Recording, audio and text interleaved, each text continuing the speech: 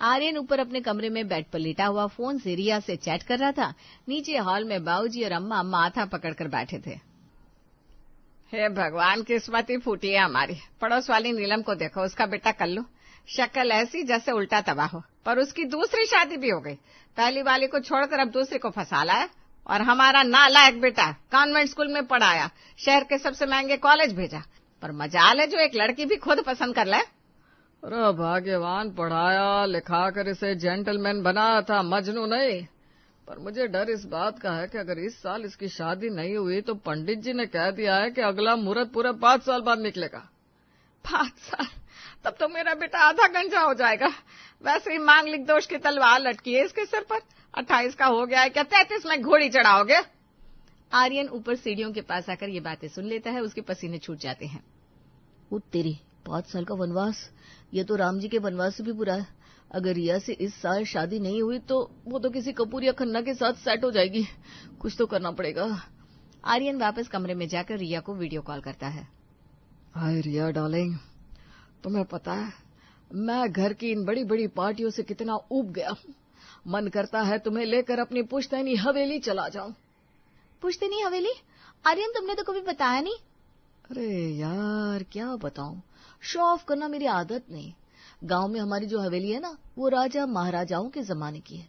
इतनी बड़ी कि अगर तुम एक कोने में खड़ी होकर मुझे आवाज दोगी तो मुझ तक पहुंचने में आवाज को 2 मिनट लग जाएंगे। वाह, सच में? और नहीं तो क्या। गांव में जहां तक नजर जाती है वहां तक जमीन अपनी ही है। सारे ट्रैक्टर, सारे खेत, सब बाबा आदम के जमाने से हमारा ही है। हमारे यहाँ पैसा अलमारियों में नहीं, बोरियों में भरकर गोदाम में रखा जाता है। बस ये शहर की जिंदगी में दब गया हूँ, वरना हम तो असली खानदानी हैं। ओह माय गॉड आर्यन, तुम तो छुपे रुस्तम निकले। मैं अब भी मम्मी पापा से बात करती हूँ, उन्हें रॉयल चीजें बहुत पसंद है। तब रिया अपने मम्मी पापा को आर्यन के बारे में बताती है। कहती है कि मैं उससे प्यार करती हूँ, शादी करना चाहती हूँ, और वो कितनी अच्छी फैमिली और अमीर फैमिली से बिलोंग करता है ये भी बताती है। पापा, आर्यन बहुत अमीर है। गांव में उनकी हवेली है जैसे फिल्मों में होती है। अनगिनत जमीन जायदाद है। हमें कोई मिडिल क्लास घर नहीं मिलेगा, वो तो सीधे राजमहल है। ठीक है बेटा, पैसा अपनी जगह है, पर खानदान देखना जरूरी है। अगर ऐसी बात है तो हम कल ही उनके घर चलते हैं, उनके सामने बैठकर बात कर लेंगे। रिया की फैमिली रिया के रिश्ते की बात करने के लिए आर्यन के परिवार के घर जाती है। अरे आप लोग अचानक? देखिए ठाकुर साहब, हमें आपकी और आर्यन की सादगी बहुत पसंद आई। हमें रिया ने सब कुछ बता दिया है। हम चाहते हैं कि बच्चों की शादी पक्की कर दे, पर हमारी एक शर्त है। ये बात सुनते ही अम्मा खुश हो जाती है कि फाइनली मेरे बेटे की शादी तो हो रही है। उन्हें इस बात से कोई मतलब नहीं था कि आर्यन ने उन्हें क्या बोला है क्या नहीं बोला है, बस शादी हो जानी चाहिए। शर्त? कैसी शर्त भाई साहब, आप तो बस हुक्म कीजिए। हमें शहर की होटलों में शादी नहीं करनी। रिया ने बताया आपकी गांव में बहुत शानदार हवेली है। हम चाहते हैं कि शादी वहीं गांव की हवेली में पूरे शाही अंदाज में हो। गांव? अंकल, वहां बहुत शांति है। आप शहर के लोग बोर हो जाएंगे। नहीं आर्यन, मुझे वही देसी वाइब चाहिए। तुम्हारी तो आलीशान हवेली देखनी भी है मुझे। अबे ओए, हवेली तो खंडहर हो चुकी है, और वहां तो तेरे चाचा ताऊ और मौसी के बेटों का भी हिस्सा है। वो लोग तो हमें घुसने भी नहीं देंगे। पापा चुप रहो ना, अगर अभी हाँ नहीं बोला तो 5 साल तक कमारा बैठना पड़ेगा। मैं सबको मना लूंगा, बस हाँ कर दो ना। हाँ हाँ, क्यों नहीं भाई, हवेली तो हमारा गर्व है, वहीं होगी शादी। शादी के बाद फाइनल होने पर वो गांव चले जाते हैं और हवेली पर पहुंचते तब देखते हैं कि हवेली धूल से सनी है, जाले लगे हैं, आंगन में गाय भैंस बंधी है। वहां आर्यन के चाचा ताऊ और 10 रिश्तेदार पहले से ही खाट बिछाकर हुक्का पी रहे हैं। क्यों बे गुलाब, सुना है ठाकुर का बेटा शहर से आ रहा है अपनी शादी करने? हाँ मालिक, और सुना है साथ में शहर की मेम भी ला रहा है। इस घर की दहलीज पर पैर रखने की हिम्मत कैसे की उसने? हमारा हिस्सा दिए भी नहीं, यहाँ एक पत्ता भी नहीं हिलेगा। आने तो उसे ऐसा स्वागत करेंगे कि शहर भागना भूल जाएगा। अरे छोटे मालिक आ गए, आओ आओ आओ, हवेली में आपका स्वागत है। बस और जरा संभल के चलना। ऊपर वाले कमरे की छत पिछले महीने गिर गई थी ना, तो अब वहां से सीधे तार दिखते हैं। ऊपर रूफ का मजा मिलेगा आपको। चुप कर गुलाब। देख बेटा, तेरे चाचा और ताऊ अंदर मोर्चा संभाल के बैठे हैं। वो कह रहे हैं जब तक उन्हें उनका हिस्सा नहीं मिलता सगाई का टेंट नहीं लगने देंगे। तभी अंदर से ताऊ वीरेंद्र अपनी लाठी पटकते हुए बाहर आते हैं। क्यों बे ठाकुर, शहर जाकर हवेली भूल गए थे? अब सगाई करनी है तो याद आई। साफ कह देता हूँ, इस आंगन के बीचों बीच जो नीम का पेड़ है वो मेरा है, उस पर कोई लाइट नहीं लगाएगा।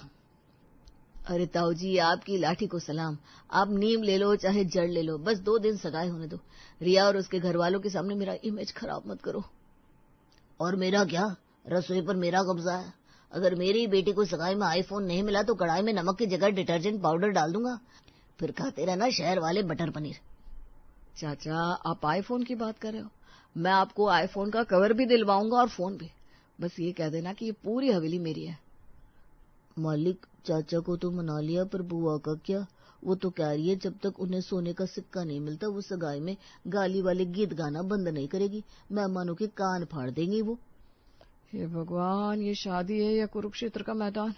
एक एक को रिश्वत देते देते मेरा सर सच में खोखला हो जाएगा। अरे ओ आर्यन, रिया के घर वाले आ रहे हैं, जल्दी से इस टूटे हुए सोफे पर मखमली चादर बिछा दे, वरना उन्हें पता चल जाएगा कि सोफे के अंदर रुई नहीं पुरानी बोरी भरी है।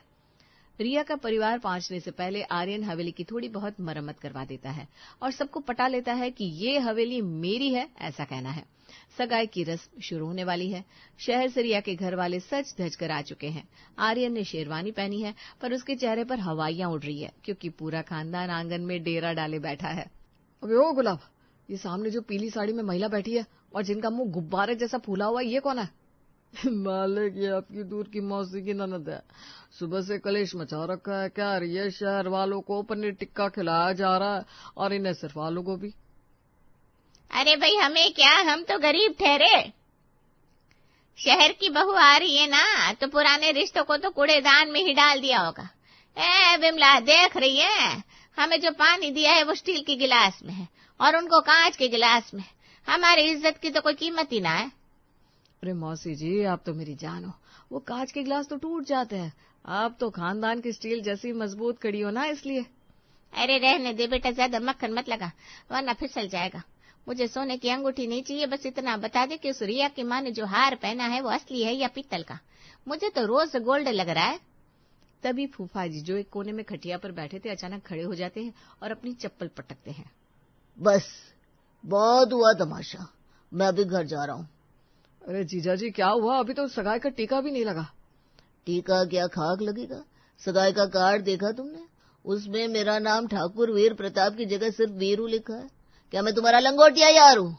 पूरे गांव में मेरी साख है और तुमने मुझे वीरू बना दिया। मैं नहीं रुकने वाला। एक रिश्तेदार को मनाना मतलब बम डिफ्यूज करना है ऊपर से ये। अब फूफा जी, वो प्रिंटिंग प्रेस वाले की गलती है। उसने वीर लिखा था, पर उसे लगा आप इतने जवान दिखते हो कि वीरू ज्यादा सूट करेगा। आप तो हमारे गब्बर हो जी। अब बैठिए ना। आर्यन, ये तुम्हारे फूफा जी इतना चिल्ला क्यों रहे? और वो कोने में बैठी लड़कियां मुझे देखकर अपनी भाषा में क्या बुदबुदा रही हैं? अरे वो तो तुम्हारी खूबसूरती की तारीफ कर रही है, कह रही है कि शहर की अप्सरा आ गई है। गांव में तारीफ ऐसे ही होती है, थोड़ा एग्रेसिव होकर। तभी चचेरी मौसी की भांजी पिंकी, गांव वाली, बीच में आ जाती है। भैया, मुझे तो अभी तक सगाई का शगुन नहीं मिला और सुना है रिया भाभी के पास बहुत महंगे सैंडल है। मुझे भी वैसे ही चाहिए, वरना मैं सगाई की अंगूठी वाली थाली लेकर छुप जाऊंगी। ढूंढते रहना फिर। तभी गुलाब सिंह बीच में कहता है, अरे पिंकी बिटिया, थाली छोड़ो, अभी तो असली ड्रामा बाकी है। चाची जी कह रही है उन्हें सगाई के खाने में लहसुन प्याज नहीं चाहिए। ताऊ जी कह रहे बिना प्याज के वो खाना छुएंगे नहीं। रसोईया तो सिर पकड़ के बैठ गया। अरे ओ ठाकुर, ये शहर वाले समझी जी क्या देख रहे हैं? उनसे कहो ये जो हवेली के ऊपर वाला झंडा है वो मेरे हिस्से में आता है, वहां फोटो नहीं खिंचवाएंगे वो। अरे बस करो, सगाई हो रही है या नीलामी? चुप करना आर्यन। फूफा को 2 डब्बे मिठाई एक्स्ट्रा भिजवा दिए हैं और मौसी को बोल दिया है कि हार असली है। तू बस रिया को संभाल, कहीं वो ये सब देखकर वापस शहर ना भाग जाए। ठाकुर साहब, ये माहौल कुछ मतलब सब लोग इतने गुस्से में क्यों लग रहे हैं? अरे नहीं नहीं, ये तो हमारे गांव का प्यार है। यहाँ लोग दिल से बात करते हैं ना, आवाज थोड़ी बुलंद हो जाती है, इससे अफेक्शन कहते हैं भाई साहब, अफेक्शन। हाँ जी, इतना अफेक्शन है कि कल तक आधे लोग एक दूसरे का सिर ना फोड़ दे। हवेली को पूरी तरह से सजाया गया था। आर्यन हलवाई के पास खड़ा हुआ। क्या मतलब है पनीर खत्म हो गया? अभी तो सिर्फ दूल्हे के खास लोग आए। मालिक क्या करूं, आपने कहा था 500 लोग आएंगे या 2000 के ऊपर की भीड़ है, और ये लोग खा नहीं रहे, सीधे हमला कर रहे हैं। वो जो नीली कमीज वाले सज्जन है, उन्होंने अकेले ही 6 प्लेट रसमलाई गायब कर दी है। कह रहे हैं हवेली की शादी है, कसर नहीं छोड़ेंगे। छोटे मालिक गजब हो गया। बाहर गेट पर टेंट वाला, बिजली वाला और डेकोरेशन वाला खड़ा है। कह रहा है जब तक रेनोवेशन का बचा हुआ 2 लाख नहीं मिलेगा वो जनरेटर बंद कर देंगे। और वो देखो आपके चचेरे फुफेरे भाई के साले की बुआ का लड़का भी अपने पूरे मोहल्ले के साथ बस भर के आ गया है। कह रहा है कि हवेली की शादी में नहीं आएंगे तो कहाँ जाएंगे। हे भगवान, ये शादी है या कुंभ का मेला। गुलाब, उस टेंट वाले को बोल कि कल सुबह बैंक खुलते ही दे दूंगा, और इन बिन बुलाए बारातियों को कहो कि खाना खत्म हो गया है, सिर्फ पानी और बूंदी बची है। मालिक अगर ऐसा कहा तो वो लोग पानी नहीं हमारा खून पी जाएंगे। उधर चचा धर्मपाल ने फिर मोर्चा खोल दिया है। कह रहे हैं उनके हिस्से की दीवार पर वेलकम रिया क्यों लिखा है, उसे तुरंत पुतवाओ वरना वो दुल्हन की विदाई नहीं होने देंगे। तभी बाबूजी और अम्मा एक कोने में दबे पांव आते हैं। दोनों के चेहरे पर 12 बजे हुए थे। आर्यन बेटा, मेरी तो जान निकल रही है। ये हवेली की मरम्मत और पुताई में ये सारा खूखा खाली हो गया। अब ये लेन देन सर पर चढ़े। मैंने तो सोचा था गांव में शादी सस्ती होगी, यहाँ तो शहर के 5 स्टार होटल से भी महंगा पड़ रहा है। और ऊपर से वो मौसी सगाई में हार दिया था, अब कह रही है भांजे की शादी है तो क्या नथनी नहीं मिलेगी। अरे नथनी कहाँ से दूं, यहाँ तो घर के गहने गिरवी रखने की नौबत आ गई है। मम्मी पापा आप लोग चुप रहिए। रिया के घर वाले उधर खड़े होकर देख रहे हैं। उन्हें लग रहा है कि गांव की शादियां कितनी ग्रैंड होती हैं। उन्हें क्या पता है कि हम अंदर से दिवालिया हो चुके हैं। बेटा अरेंजमेंट तो बहुत शानदार है, पर वो गेट पर कुछ लोग शोर क्यों मचा रहे हैं? और खाना, मुझे लगता है प्लेटें खत्म हो गई है क्या? अरे अंकल, वो शोर नहीं है, वो तो गांव के रीति रिवाज है। लेनदारों का, मेरा मतलब है मेहमानों का स्वागत हम शोर मचाकर ही करते हैं। और प्लेटें तो हमने इको फ्रेंडली कॉन्सेप्ट रखा है ना, लोग हाथों पर रखकर खाने का मजा ले रहे हैं। तभी ये इतने सारे लोग कौन है? मैं तो इनमें से किसी को नहीं जानती। मैं खुद नहीं जानता ये कौन है। डार्लिंग, ये सब हमारे वेल विशेस है, गांव का प्यार है, मना नहीं कर सकते। तुम बस मुस्कुराओ, फोटो बहुत अच्छी आ रही है। मौलिक जनरेटर बंद हो गया, टेंट वाले ने तार काट दी। कह रहा है रोकड़ा दो वरना अंधेरे में शादी रचाओ। हवेली में अंधेरा छा जाता है। मेहमानों में कानाफूसी शुरू हो जाती है। मौसी और चाची के कलेश की आवाजें अंधेरे में और साफ सुनाई देती है। देख लो, बोले था ना ये शहर वाले खोखले हैं। बत्ती गुल डब्बा गुल, अब क्या मोमबत्ती में टीका होगा? अरे जनरेटर क्या बंद हुआ, मेरी तो किस्मत फूट गई। ठाकुर पैसे नहीं थे तो इतना बड़ा ढोंग क्यों रचाया, मेरे गांव में मेरी नाक कटवा दी। ये भगवान, मैं कहाँ फंस गया, ये कौन से झमेले में पड़ गया हूँ। इससे तो अच्छा था कि मैं 5 साल कुंवारा ही रह जाता। हवेली के चक्कर में खुद को ही नीलाम करने वाला हूँ।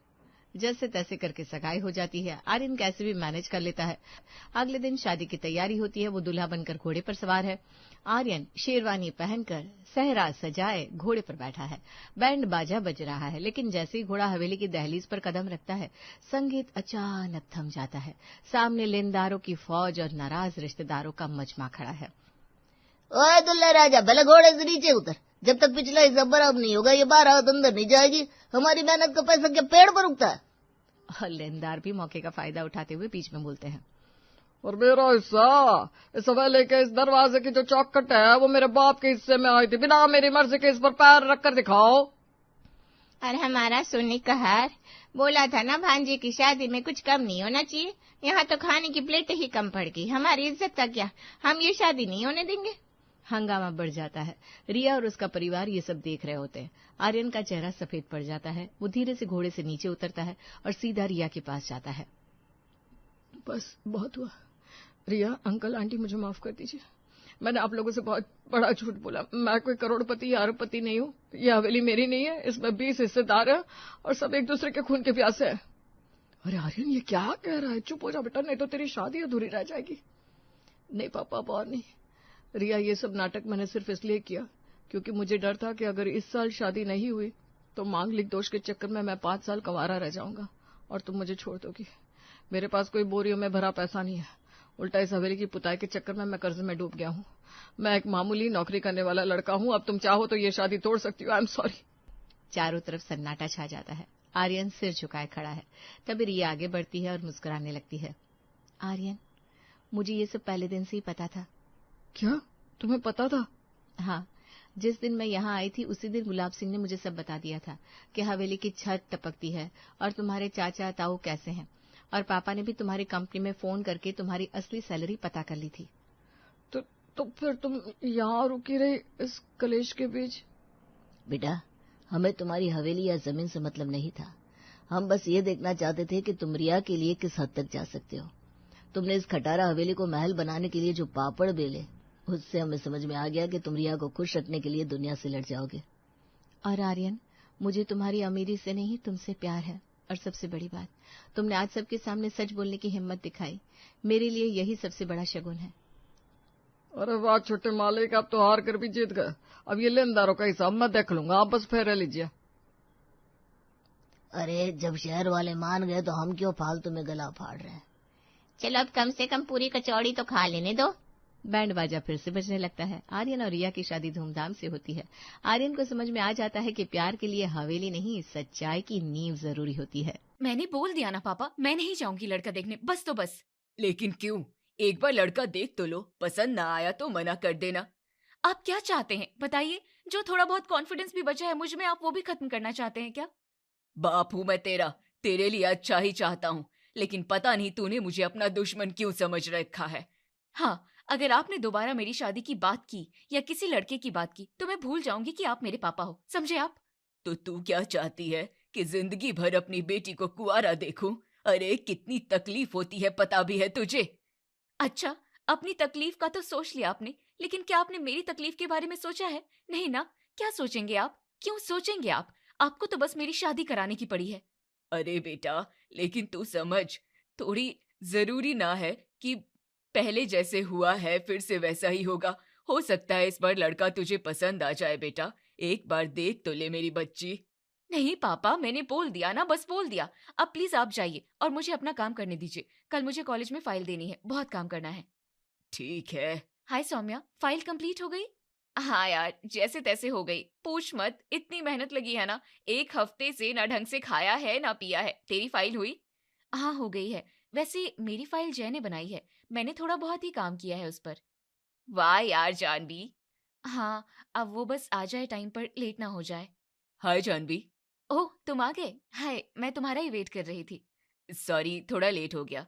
नो प्रॉब्लम, सब अच्छे से हो गया? हाँ, तुम एक बार चेक कर लेना, अगर कोई भी दिक्कत आए तो बताना। ठीक है, मैं देख के बताती हूँ। ओके। वैसे जानवी, जय अच्छा लड़का है। हाँ अच्छा ही है। अरे तू सुन रही है? हाँ भाई सुन रही हूँ, अच्छा लड़का है जय। तू हाँ क्यों नहीं बोल देती जय को? कितना पसंद करता है वो तुझे। देख सौम्या, मैं फिर से वही बातें नहीं करना चाहती। लेकिन क्यों जानवी, एक बार जय को मौका तो दे के देख। नहीं सौम्या, मुझे नहीं है भरोसा। भरोसा करना पड़ता है जानवी, जय कितने टाइम से वेट कर रहा है। तू जो कहती है, तेरे कहने से पहले वो सब कुछ हाजिर कर देता है, सब कुछ तो करता है तेरे लिए। नहीं यार, तू नहीं समझ रही। क्या नहीं समझ रही सौम्या? जय तुम कब आए? मैं अभी आया, तुमसे पूछने आया था कि तुम्हें कोई दिक्कत तो नहीं है। अच्छा, वैसे मुझे दिक्कत दिखी तो नहीं अब तक, और लग भी नहीं रहा कि आगे कोई दिक्कत होगी। थैंक यू जय, अगर तुम ना होते तो मेरी फाइल ना बन पाती। Thank you so much. अरे तुम्हारे लिए कुछ भी, अगर कोई और दिक्कत होगी तो बेझिझक बता देना। ओके? श्योर। देखा जानवी? हाँ देखा, चल अब ज्यादा मत बोल। मुझे क्या है, तू ही पछताएगी, देखना। चल ठीक है, जो होगा देखा जाएगा। अभी भी सोच ले, टाइम है, अगर कोई और पटा लिया उसे तो देखना। बस करना सौम्या, कितना पकाएगी? धीरे धीरे बोल के ये लोग मेरे मन में उसके लिए फीलिंग्स लाकर ही मानेंगे। पापा, ये लोग कौन है? अरे बेटा, ये तेरे रिश्ते के लिए आए हैं। अरे जानवी, तुम आ गई। जी पापा, आपने बताया भी नहीं मुझे। हाँ बेटा, वो टाइम ही नहीं मिला बताने का, मुझे खुद कुछ देर पहले ही पता चला। वो क्या है ना, ये लोग यहीं से गुजर रहे थे तो सोचे देखते चले। अच्छा हुआ तू भी आ गई। हाँ, अच्छा तो हुआ, हमें भी पता चल गया। क्या पता चल गया? यही कि मुझे मेरे बेटे का रिश्ता इससे तो नहीं कराना। लेकिन क्यों? अरे विक्रम जी, आपने बताया नहीं कि आपकी बेटी इतनी एज्ड है। शालिनी जी, आपका बेटा भी तो 42 साल का है। हाँ, लेकिन हमें इतनी बूढ़ी लड़की नहीं चाहिए। माफ कीजिएगा विक्रम जी, हम चलते हैं अब। अरे सुनिए तो, अरे कहाँ जा रही हैं? मिल गई खुशी आपको? बेटा, मैंने मना किया था ना आपको। हाँ, बोझ लगती हूँ क्या मैं, जो आप मेरी शादी करके मुझे भेजना चाहते हैं? नहीं बेटा, मैं तुझे खुश देखना चाहता हूँ बस। खुश रहने के लिए आप काफी हो पापा, मुझे और कोई नहीं चाहिए। मैं कब तक रहूंगा बेटा, तुझे अभी समझ नहीं आ रहा, लेकिन बाद में तुझे बहुत अकेला महसूस होगा। तब की तब देखेंगे पापा। वैसे भी आज बहुत दिमाग खराब हो गया है मेरा। मैं अब अपने कमरे में जा रही हूँ। अरे सुन तो, कहाँ जा रही है? मेरी बात तो सुन ले। ये लड़की भी ना एक बात नहीं सुनती है मेरी। मैं भी क्या करूं, एक ही तो बेटी है मेरी, हार जाता हूँ उसके सामने। कितनी बार कहा है पापा को, समझ ही नहीं आता उनको। पता नहीं क्यों जय मेरे दिमाग में चल रहा है। बात कर ही लेती हूँ उससे। हाय जय। हाय जानवी, सब ठीक? हाँ सब ठीक है, बस ऐसे ही फोन कर लिया। कुछ तो बात है, बताओ मुझे। तुम्हें कैसे पता चल जाता है सब? पता नहीं, लेकिन पता चल जाता है। कुछ नहीं। आज पापा फिर से रिश्ते वाले को बुलाए थे और फिर वही हुआ, उन्होंने मना कर दिया, जबकि मैंने पापा को मना किया था कि वो ना बुलाएं किसी रिश्ते वाले को। अच्छा, तो ये बात है। देखो जानवी, इन लोगों पर ज्यादा ध्यान मत दो। ये लोग तुम्हें डिजर्व ही नहीं करते। अच्छा, इतनी अच्छी हूँ क्या मैं? तुम बहुत अच्छी हो, इतनी कि तुम्हें खुद भी नहीं पता, या शायद पता है लेकिन तुम शो ऑफ नहीं करती। अच्छा। हम्म। जय, शादी करोगे मुझसे? मैं तो कब से तैयार बैठा हूँ। अच्छा तो ठीक है फिर, I am ready to marry you. तुम घर वालों से बात कर लो। सच? ठीक है, मैं अभी जाके सबको बताता हूँ। वैसे तो सबको पता ही है, लेकिन ये खुशखबरी देना भी तो बनता है। आराम से जाओ, शादी की तैयारी करो। जानवी तुम, आओ आओ। पापा, मैंने सोच लिया है, मैं जय से शादी करूंगी। क्या? सच में? हाँ पापा, मुझे पता चल गया है कि इस बची हुई जिंदगी में आपके बाद अगर कोई है जो मेरे बारे में अच्छा सोचता है, जो मेरी केयर करता है, तो वो जय है। लेकिन बेटा, तुम्हें पता है ना कि जय की उम्र तुमसे 10 साल छोटी है। क्या उसके घर वाले तुम्हें अपनाएंगे? हाँ पापा, जय ने अपने घर पर बात कर ली है। अच्छा, अगर ऐसा है तब तो अच्छी बात है। तुम बस खुश रहो, इससे ज्यादा मुझे और कुछ नहीं चाहिए। हाँ पापा, मुझे लगता है कि जय के साथ मैं खुश रहूंगी। मैं भी यही चाहता हूँ। अब तुम खुश हो तो तुम्हारी खुशी में मैं भी खुश हूँ। लेकिन जानवी, अगर कभी कोई दिक्कत हो तो मुझे तुरंत बता देना, झिझकना मत। ओके पापा, लेकिन ऐसा कुछ नहीं होगा। अब आप थोड़ा टेंशन फ्री हो जाओ। फाइनली आप जो चाहते थे वो होने जा रहा है। हाँ, मैं खुश हूँ बहुत। कुछ समय बाद जानवी और जय की शादी हो जाती है और जानवी अपने ससुराल आ जाती है। जानवी, क्या कर रही हो? कुछ नहीं माँ, बस थोड़ा काम पेंडिंग था तो वही निपटा रही थी। अच्छा अच्छा, ठीक है, तुम कर लो। मैं जरा मोहल्ले में एक लोग के घर पूजा है तो होकर आ जाती हूँ दीदी के साथ। पर मम्मी, उन्होंने मुझे भी लाने के लिए बोला था ना। हाँ बेटा, लेकिन तू तो काम कर रही है ना। मम्मी, मैं बस 5 मिनट में तैयार हो लेती हूँ, मेरा काम खत्म हो ही गया है। अरे नहीं नहीं बेटा, वो जल्दी जाना है ना, खत्म होने वाला होगा, उन्हें अच्छा नहीं लगेगा, समझ बेटा। पर मम्मी, मैं बोर हो जाऊंगी। अरे तो टीवी देख लेना, नेटफ्लिक्स देख लियो, अभी मुझे जाने दे, तू आराम कर, ठीक है? ठीक है मम्मी। अजीब है, मम्मी ने मुझे एक बार भी पूछा नहीं कि चलेगी या नहीं, खुद ही बोल दिया कि काम कर रही है और मेरे बोलने पर भी मुझे लेकर नहीं गई। कहीं मम्मी को अभी भी मेरी एज से दिक्कत तो नहीं है? अरे नहीं नहीं, वो दिक्कत तो कब की खत्म हो गई थी। बहुत प्यास लग रही है, मैं पानी ले आती हूँ किचन से। जानवी किचन में पानी लेने जाती है। वहीं पर कोमल अपनी ननद शिखा से बात कर रही होती है। जानवी बाहर से ही उसकी बातें सुन लेती है। वैसे भाभी, जानवी को भी ले चलना है ना? अरे नहीं दीदी, उसको क्यों लेकर जाएंगे? मम्मी अभी तक गई नहीं, लेकिन उन्हें तो लेट हो रहा था। लेकिन क्यों, ले चलते हैं ना। अरे बेइज्जती करानी है क्या दीदी? वैसे ही बेइज्जती हो चुकी है, लेकिन अब अपना तमाशा अपने हाथों से थोड़ी बनवाऊंगी उसको ले जाकर। हाँ वो तो है। तो फिर बेटे की खुशी के आगे झुक गए तो क्या हुआ, उसको साथ में मैं तो लेकर नहीं जाऊंगी। तो ठीक है, चलिए हम दोनों ही चलते हैं। अरे रुक जा, अभी टाइम है, इतना क्यों जल्दी जल्दी कर रही है? अच्छा ठीक है, मुझे लगा कहीं लेट ना हो जाए। अरे अभी बहुत टाइम है, अगर आपको थोड़ा टचअप वगैरह करना हो तो जाइए कराइए, मुझे इन सब की जरूरत नहीं। आप भी ना बहुत मजाक करती हैं।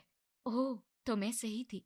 माँ को अभी भी मुझसे दिक्कत है, मेरी एज से दिक्कत है, और मुझे साथ में ले जाने से समाज वाले उनका मजाक ना बनाए, इसलिए उन्होंने मुझे मना कर दिया। अरे दिक्कत में है तो मैं क्या करूं? मैंने थोड़ी ना बोला था कि इनके बेटे को मेरे पीछे पीछे घूमने को। हाँ। अरे क्या हुआ, मुंह फुलाए क्यों बैठी हो? मुंह फुलाई क्यों बैठी हो?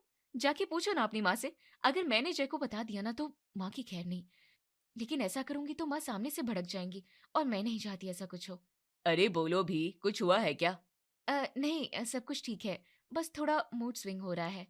अच्छा जी, ऐसा है तो लॉन्ग ड्राइव पे चलते हैं। सच? Much. Jay, you are so cute. Thank you, मैं अभी तैयार होकर आती हूँ। मैं बाहर वेट कर रहा हूँ गाड़ी के पास। ठीक है। अरे जानवी, कहाँ जा रही हो इतनी रात को? वो माँ, जय मुझे लॉन्ग ड्राइव पर लेकर जा रहे हैं। और तूने ये कैसे कपड़े पहने हैं? जरा अपनी उम्र का तो लिहाज कर। ऐसे कपड़े अच्छे लगते हैं क्या?